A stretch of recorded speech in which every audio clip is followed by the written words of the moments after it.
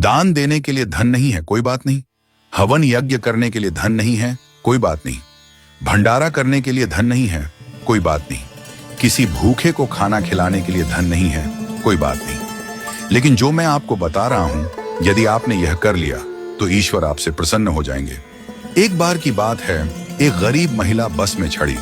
उसके कपड़े पुराने और फटे हुए थे, बाल बिखरे हुए थे और शरीर से वह कमजोर लग रही थी। जैसे ही उसे बस में सीट मिली, वह चुपचाप जाकर बैठ गई। कुछ ही देर में अगले स्टॉप पर एक वृद्ध महिला बस में चढ़ी। उस गरीब महिला ने बिना देर की अपनी सीट उस वृद्ध महिला को दे दी और खुद खड़ी हो गई। जब वृद्ध महिला अपने स्टॉप पर उतरी तो वह वापस अपनी सीट पर बैठ गई। थोड़ी देर बाद एक छोटी बच्ची बस में चढ़ी। बच्ची को खड़ा देख उस महिला ने फिर से अपनी सीट दे दी और खुद खड़ी हो गई। बच्ची का स्टॉप आने पर वह वापस अपनी सीट पर बैठ गई। इसके बाद एक गर्भवती महिला आई।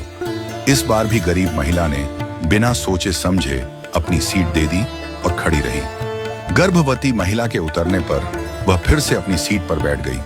थोड़ी देर बाद एक सामान्य महिला बस में चढ़ी। वह न वृद्ध थी, न बच्ची, न गर्भवती, पूरी तरह स्वस्थ लग रही थी। फिर भी गरीब महिला ने अपनी सीट छोड़ दी और उस महिला को बैठा दिया। यह सब देखकर बस में बैठी एक अन्य महिला, जो एक अध्यापिका थी, बहुत आश्चर्यचकित हुई।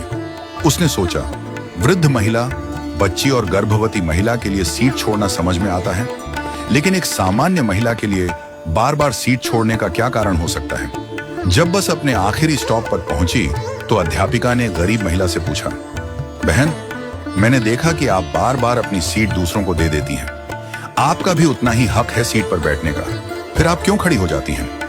गरीब महिला मुस्कुराई और बोली, मैडम, मैं दूसरों के घरों में बर्तन साफ करती हूँ, खाना बनाती हूँ, झाड़ू पोछा करती हूँ। मेरे पास अधिक धन नहीं है कि मैं किसी को दान दे सकूं, भंडारा कर सकूं, हवन यज्ञ कर सकूं या किसी भूखे को भोजन करवा सकूं।